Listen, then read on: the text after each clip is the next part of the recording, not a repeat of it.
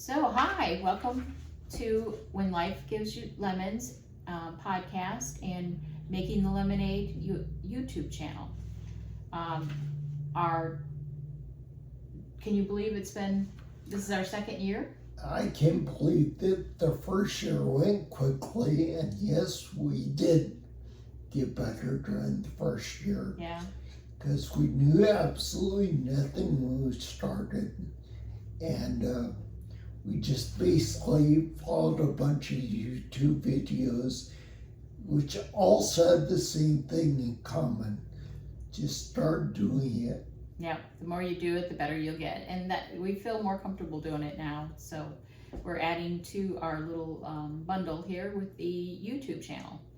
So last year we investigated a lot of the different disabilities that are out there that affect many people. And we went through that. But this year we thought we'd take a little different turn, and we're going to introduce you a little bit more to Kevin. Kevin has been disabled for about 27 years.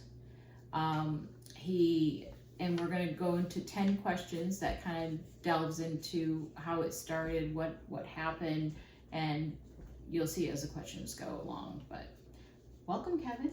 Hi. All right, starting right off. What is your diagnosis? My diagnosis is spinocerebellar ataxia, unknown, because most are known. But and how are they determined known? How are they known? Early on in the diagnostic process, the very first branch of the tree is hereditary or episodic, I believe they call it now. Sporadic when I got my diagnosis. But anyway, the hereditary is, passed on by the genes. Passed on by your family. And I have no other family members with this condition yet. So we did several DNA tests to determine that it wasn't hereditary as far as they know. We did DNA tests of the most common ones that pop up. But they're very expensive, like $2,000 every test. So. No, they were a lot more than that. That's what our cost back was. then, Yeah, that's what our cost was. Nowadays you can pay I think a couple thousand and you get the whole shebang. Yeah. Everything that's out there. But they're all considered end of life type diagnoses. So there's really no advantage to having determining where it came from, is there? Oh, the advantage to knowing whether it's hereditary or not is hereditary. Like, in my case, it's, yes, children. The opportunity has gone by. I already have my children. So, and I'm not sure they want to know that in 20 years they're going to get what I got. So a disability and live for the rest of their life like that. Yeah. So I better to live your life and live under that shadow. Yeah, we considered that when we did some of the DNA testing, whether we really actually wanted to know or not, because it wouldn't help his diagnosis or him with the symptoms, because everybody has different symptoms and they don't come on at a certain time or schedule or anything like that. So it's not like it would have helped him. So was that what your first diagnosis was?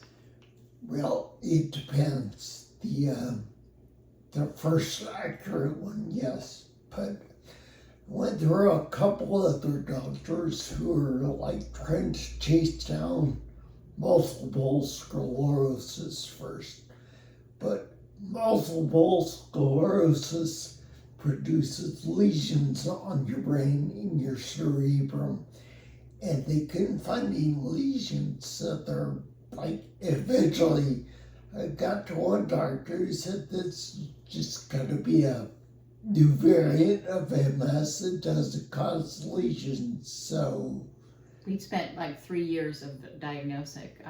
He spent multiple times in the hospital where we would go to one doctor and they would say, you need to have all these tests and it's easier to do it in the hospital because they can get them done after hours and stuff. And you wouldn't be waiting forever for these tests to eliminate what they were trying to eliminate. So he did that 1 week here in Cape at a local hospital. And then you did 1 week up in St. Louis with another doctor. And then a third doctor who we achieved and got an accurate diagnosis. He had another week. So we spent about a month in hospitals figuring out, not all at one time, but throughout the time period, within the 3-year period, trying to find a diagnosis. So yeah, the only weird thing about that is they basically all did the same thing, but only the last doctor knew what he's looking for. right, The others were like elimination. almost like a general practitioner or a family doctor. He's just a generic neurologist. He'd been a neurologist for a number of years already. The second doctor, I don't believe he had been a neurologist that long. And the third guy specialized in movement disorders. So he had seen like all kinds of different neurological problems and how they progress. So And this is that pretty was rare. a guy, that it is a rare disease, And but so doctors are told not to look for zebras, to look for normal variances. And yours was very, very very, very abnormal. abnormal. Yeah. So, what symptoms did you get established, and what happened that made you think you were ill? The first symptom I got was double vision in 1984. And at that time I was in the U.S. Army, and military doctors have a kind of a different mentality when it comes to treating soldiers. It's like, let's put a band-aid on whatever the problem is and get back to work. Right. So you had double vision. I had double vision. He put prisms in my prescription, which forced my eyes to focus on one thing and basically took away the double vision. However, you still had issues, like you were very clumsy. Well, part of the clumsiness comes from the effects, because by doing that, your brain relies on each eye independently and does its own little trigonometry calculation how far stuff away is. When you're looking through prisms in your glasses, it's like looking at a computer monitor. It's a 2D image, and you rely on the size of something is to tell how far away it is, which can be Misleading. problematic if it's like, I've actually met people who are like larger or smaller than they should be, yet perfectly proportioned, so that you don't spot they're larger or smaller and you either overestimate how far they are or underestimate depending on their size. And what your brain's adjusting that to, and the prisms. And was that, so that happened in 1984, and you got prisms. And then when did you start having some more issues? In 1999, it was had done a very high stress job, and I went for a real low stress job. So basically, I was a security guard at a mall, and And by that time you had retired from the military too. Yeah. That's when you mean stressful job, was the military job. Yeah, it was different. I started slurring my words, and I'd lose my balance every now and then. So he was having some issues falling down while on the job. Yeah, it was kind of like, I need to explain this to the boss, otherwise they're going to think I'm drinking on the job. Yeah, because the slurring makes it sound like you're drunk, and the staggering movement, doesn't the help. staggering doesn't help at all. Yeah, yeah. So those were the two major issues, right? Yeah, once I saw they weren't going away, there's several things I had to do. One, I had to let the boss know that I wasn't really drinking on the job, and I had to make an appointment with my doctor. I had planned on doing this at 40 anyway, just because that's a good age to start entering your twilight years and get a thumbs up from your doctor, so to speak. And this was when I was about 39, so it was a little bit before that, but I needed to make that appointment so he could say that yes, there is something going on, or no, it will go away after a couple weeks or something. Yeah, we baffled quite a few doctors. So. Oh yeah. Yeah.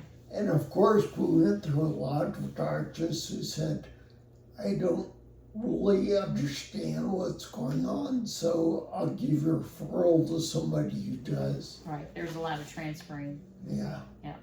And then we're also dealing with Medicare, because you were retired, so you had TRICARE West, and then eventually, and trying to get hooked up with the VA and stuff like that. That was really hard. We ended up he was denied several times. Once we did figure out that he was disabled, was denied several times. So we eventually had to go to our senator, Emerson, Mrs. Emerson, and she eventually helped us get the disability. And he ended up being 100% disabled through the VA, which has helped. It's questionable because they will not treat his actual disease. They will treat his symptoms.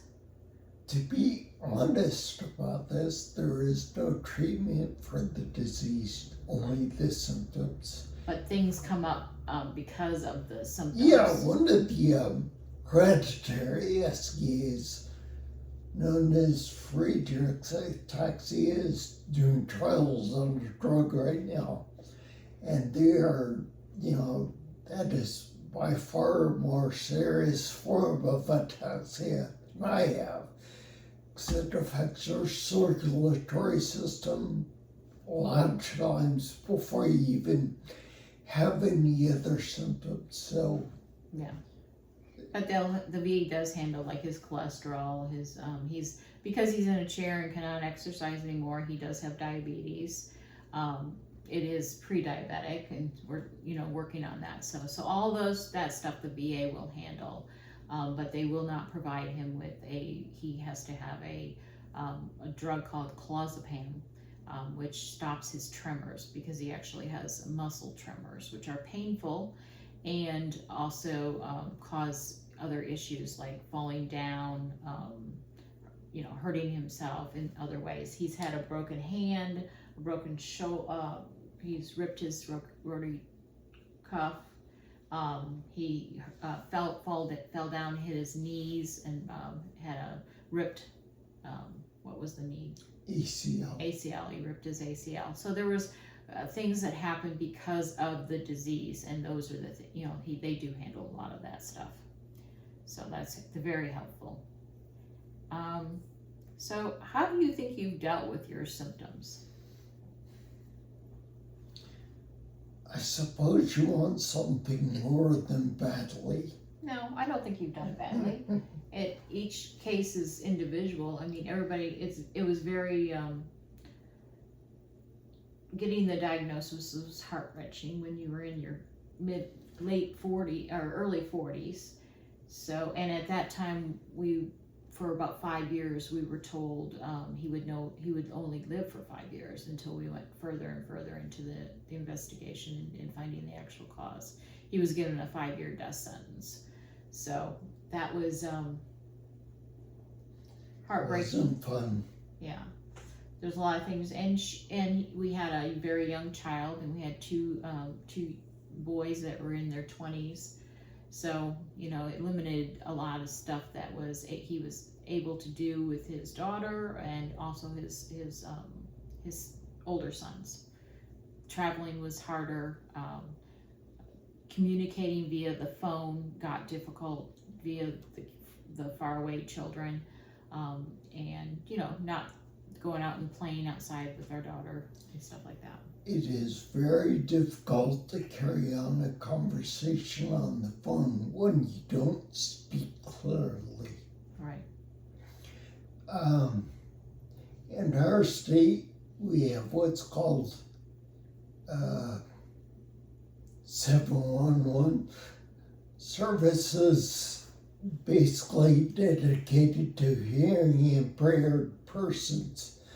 But there is the operators are trained in hearing carryover services. That is, like, I can talk, but if it's somebody who won't understand what I'm saying, it's like you talk for me, yeah. Translator, yeah. So, but I can hear what you're saying, so yeah, it's okay. You hear it, but they type out or speak for you. Correct. Right. You've never used that though. We tried to. I've used it one time. One time, yeah. One time. Yeah. A long time ago. Yeah. Usually I'm on the conversation and can translate, or a lot of times we just don't give out Kevin's phone number, and my contact is the main contact for like medicals and stuff like that. So honestly, I think you've dealt with the diagnosis very well.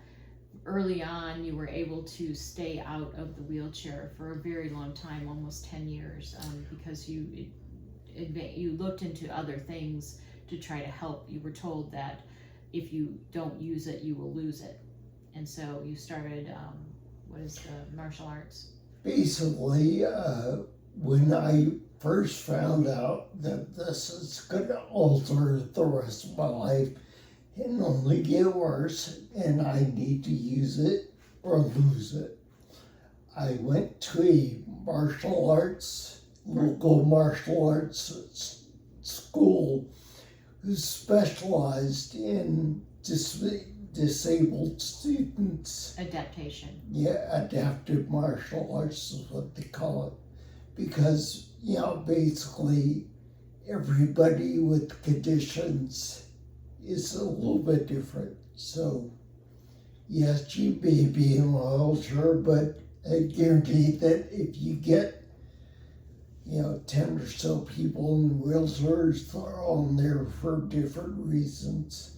And that is not really including like your temporary diagnosis, like, oh, I messed up my knee. So, you had surgery on your knee and you had to spend like 4 weeks in your wheelchair before you're allowed to put weight on it or something like that. Right. And that kept you out of he went from, he was in a wheelchair, started off in a wheelchair, and then you went to a cane, and then to a walker.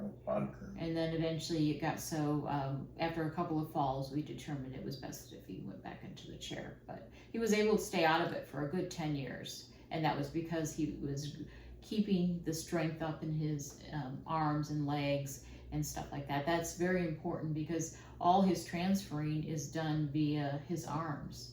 So he has to keep his arms very strong and fit. Same thing with his legs in order to be able to transfer. So in my perspective, I thought you dealt with it. There was some depression, and there was some, but that's just normal. You have to grieve what you've lost before you can move on. So, well, it was especially hard when they give you that 5-year right. Timeline. You're hurrying, rushing, trying to get everything. We immediately went and got a will and, health proxies and stuff like that. Wanted to make sure we were being responsible. We had children that we still relied on us. So, question here, what do you wish you would have done before your diagnosis? Well, there's a lot of things that, like, one of your later questions is going to deal with bucket lists. There's a lot of things I wanted to do that I didn't have the ability to do anymore because my mobility is limited. And in other parts of the world, it's, if you're in a wheelchair, you're just plain out of luck. A lot of places aren't handicapped accessible. Yeah. So, but I meant, I think you mentioned to me one time that back in the 1984, you wish you had investigated maybe further. If I could go back in time, I would have asked the doctors here in the future, if you will, or saying, that eye doctor should have known you had double vision for a reason. And their reason is there's usually something wrong with your brain or your nerves, and he should have consulted a neurologist, but he did not. So I don't know that it would have changed anything. I couldn't really tell you. Yeah, woulda, coulda, shoulda. That's always it is, right? And what do you wish you would have done after? Was there anything you wish you'd done after your diagnosis that you didn't do? Well, I was kind of playing it by ear at first. I always was interested in martial arts, and so I took advantage of that. But I needed exercise. You need to think about your balance and all that stuff. So I thought that was a good route to start The with. mental part of it is what really has helped, because you have to break things down, don't you? Mhm. When you're have a disability, this movement disability, you have to think all the time what your arms and your legs and where everything's going and what happens if it doesn't go where you think it's going to go. So I think the mentality of the martial arts structure. Plus, there are some things in martial arts you just can't do. You can't, no, let me rephrase that. You can't do right. They don't look pretty. They wouldn't pass under normal standards, if you will. But you've got to know your limitations and say, okay, I can do that, but In a different way. In a different way. I've got to either take an extra step, or one of the things that, for example, in Taekwondo, when you're going from, I believe it was green belt to blue belt, there's a form you have to learn in our school called Sa Chung. Tegut Sa Chung. The very end, you balance on one foot with the other foot standing behind you, just touching your toes to the mat. It's like, that's Impossible. not gonna work for me for more than like 30 seconds. I can hold it that long, but after that, I'm gonna fall on somebody, really. And by the way, what rank did you achieve? First on black belt. Very good. Yeah, very proud of you there. It was a lot of figuring stuff out and learning moves and stuff like that. And I think it really had helped you. Even now, I think it has helped you. Yeah, if you listen to our podcast last season, Alan Williams, who was one of the interviewees, was my instructor. Yeah. Alexis is one of my fellow students. She was a lot younger than. Yeah. Okay, let's go on. What have you learned from being handicapped? Empathy? Empathy, because basically like when you see a car with handicap tags, you don't know what's going on or who is handicapped. So you can't just instantly judge, oh, you don't really deserve that handicap parking spot. You just jumped out of your car and walked in the store. Oh, maybe they have some mental challenges or hearing issues or, things that aren't obvious to the naked eye. Yeah. If you don't know them, you're not in a position to judge them. Right. Anything else that you've learned? Yeah. They're very brave, aren't they? Well, we've done a fair bit of traveling, and everywhere I go, people are really nice, offering to hold something for you or hold the door open or whatever. But kids are really in their own world, so like there's a lot of Curiosity. Jumping in front of you when they shouldn't, sort of thing. Or touching the wheelchair. Or touching for especially small children. We were alone with, I believe, my nephew, and he's just fascinated by the wheels on my wheelchair. So he's like, I need to touch it. And of course, I need to take a bite out of it. That didn't work quite very well. Okay, getting to that question you had foreshadowed before. What's on your bucket list? Well, it's kind of, as I explained to you, it's kind of a two-pronged approach.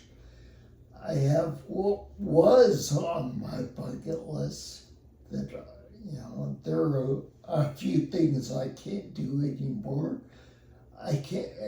Two things come to mind. I like history.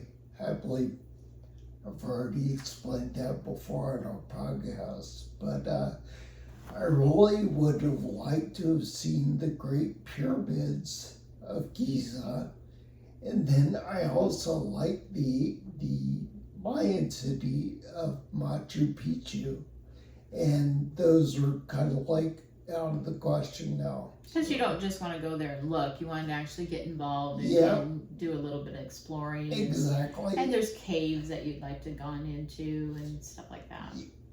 When you're younger, I'll say, you think of, I'd like to explore, be the Indiana Jones, notice something in the room that's never been noticed before, but hey, I'm not in their doorway, so that's kind of like,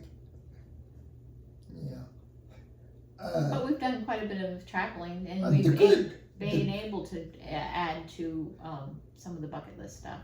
The good news is, in this day and age, there's a lot of museums that have virtual tours online that you can, or even go to the museum, and we've done quite a few museums at different places that we've gone, and it gives you a fair view of what's going on.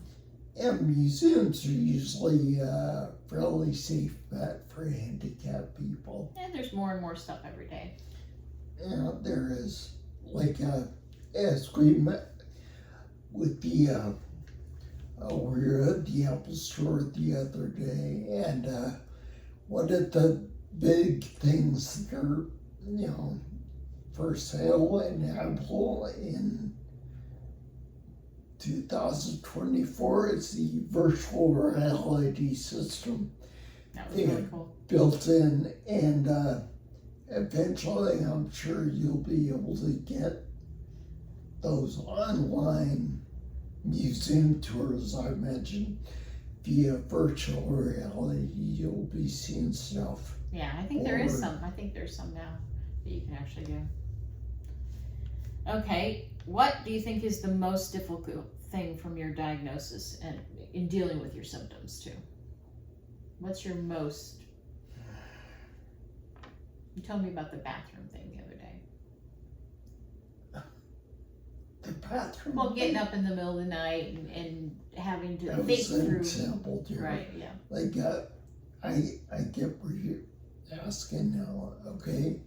The example I gave you to me when we practice this is like when you have no mobility issues, you just, if you wake up in the middle of the night and you have to pee, you just kind of halfway stumble into the bathroom, flip, lie down, take care of your business, go back to bed, go to sleep.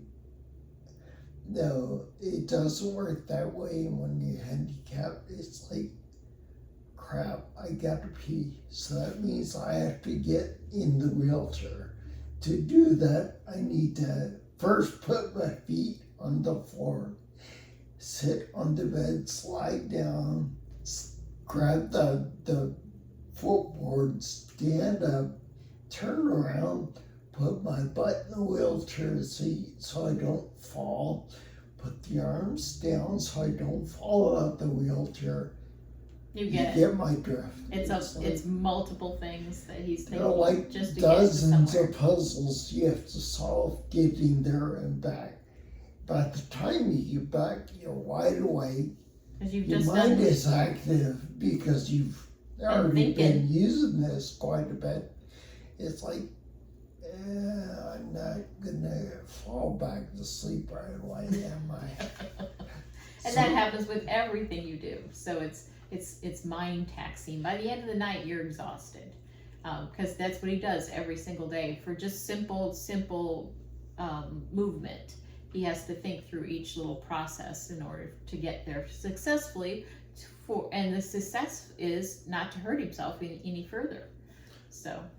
Or out of consideration, I also try not to make too much of a mess when I'm doing things. Doesn't always work, yeah. But, and I wear ear plugs in my ears, so I don't hear him getting up anyhow. Otherwise, I'd be wide awake too. Because then I'm worrying: has he hit something, or is he gonna fall down, or there's a lot of things with caretaking too that you have to. So he'll yell at me loud enough to hear if he does fall down and stuff. Yeah, but it doesn't rouse me up. That. Yeah. And our dogs are really good. So we have two little chihuahuas. And one's the little nursemaid for Kevin, follows him around behind his wheelchair all the time. And the other one, we actually trained him early on when he was a puppy that if Kevin fell, he would come get me. And so he runs, and if something happens with Kevin, he runs and gets me and tells me something's wrong, and I come back. Say I'm downstairs or something. Otherwise, I would have heard him. But if I'm like downstairs and doing laundry or something and didn't hear him. Sometimes when you're downstairs, you can hear me too. Yeah. Especially if you're cussing and swearing because you fell and hurt something. Followed by a lot of profanity. There you go. That's and eventually I'll say, "Pull me!" And I'm running along with two chihuahuas trying to get there. So let's end this on a happy note here. What is your happy place? Where do you go? Because there's a lot of stress in your life. There are two answers to that. One is the mental thing. I can be on the phone with a not understanding person. I cannot communicate with you very well. I'm having problems saying the words I need to say so you'll understand my problem. Or I spend 20 minutes trying to go through an automated menu who won't understand me. So it's like, by the time I actually talk to a live human being, I'm stressed out. I'm like irritable. Angry, irritable. It's short-tempered. Yeah. For those things, I just kind of close my eyes and think of basically memories, good things that happened to me in life. Give me one. Like my family, my kids, my, night shift we're on. It's always comic to think about things that went well, but we've had trips where things didn't go well, so I try not to think about those because that'll get me even more irritated. We have lots of happy times, though.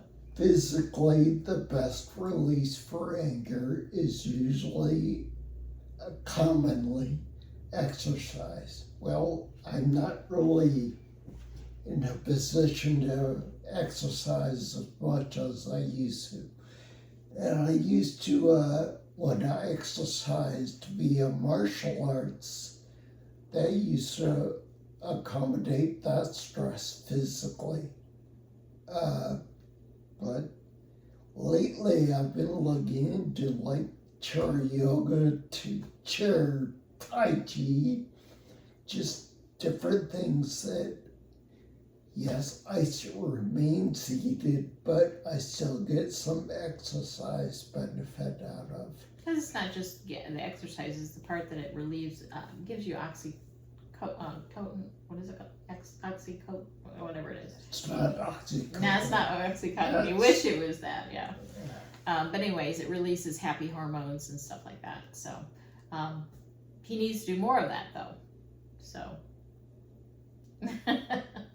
I want him to work out with me, and he will. We did it up to about 2 years ago, and then he's not, because it's such a hassle to get in the car and out of the car and stuff like that for him. I'm sure that's what it is. So it is. Yeah. It's not the diet. And also people looking at you while you're in the wheelchair. And I don't you don't usually mind that? mind that, no. One of my jobs in the Army was training other people. And early on, you've heard of like stage fright, getting tongue-tied. It didn't matter how many people were out there listening to what I was saying. It never really bothered me. I had to get nervous about it unless there was somebody I knew in the audience and value their, perception of me. That bothers me. It bothers me if I had to explain something to Pommy because it matters what she thinks to me, what she thinks about me. And same for my children, parents, children, dogs, I guess. Yeah. Okay, you said that was your mental happy place. Is the other one physical? Well, in a way, yes, because if I'm, like, say, when we went to the Apple store, the problem was when it was a problem with Palmy's phone, so, I'm just a spectator, so I didn't have too much stress about that. But we're at my phone, and I was trying to explain the problem,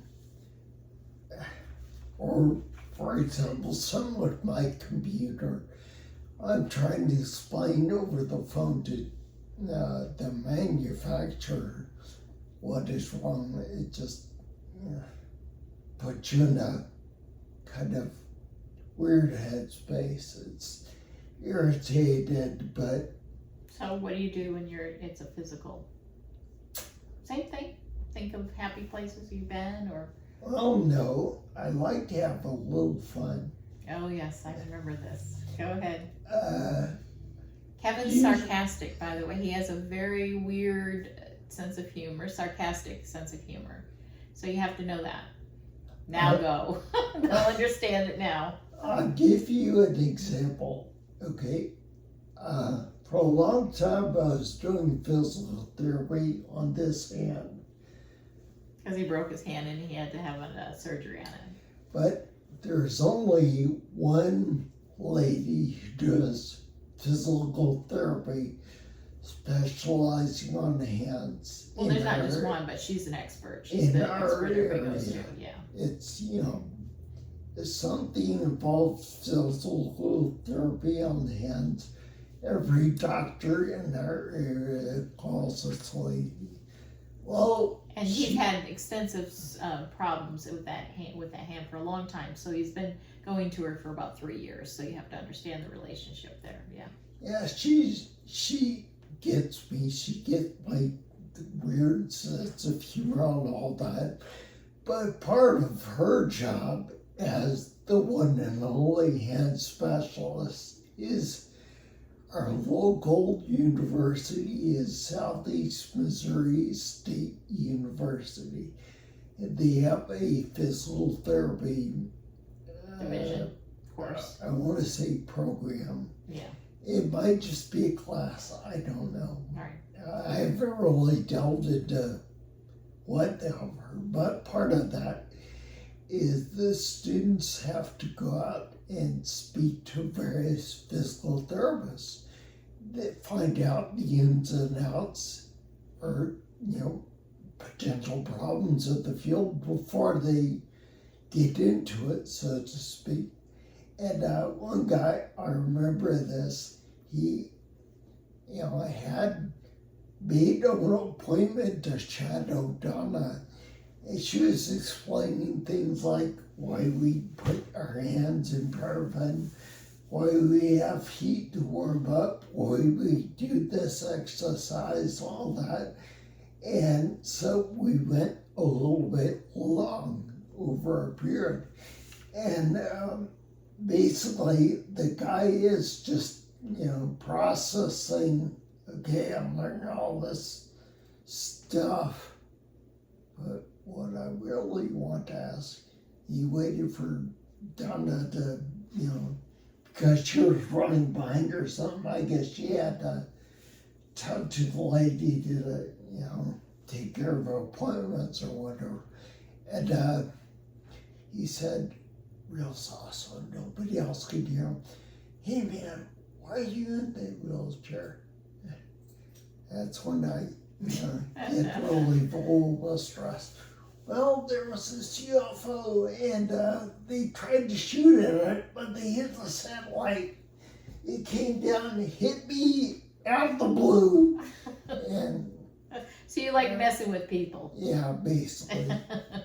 So you never know what you're gonna get with Kevin. And Believe it or not, Kevin said the guy just said, "Oh," and walked away.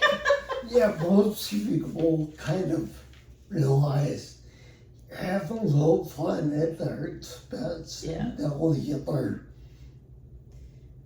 tell you to shut up or, Yeah. Typically, you don't do that. So you were just Whatever. frustrated from the hand exercise. they'll let you get a little bit of Fun out of it. Torture. You're torturing somebody else relieve instead. all the stress in my case. There you go. All right. Well, I think this calls it a podcast and a YouTube channel.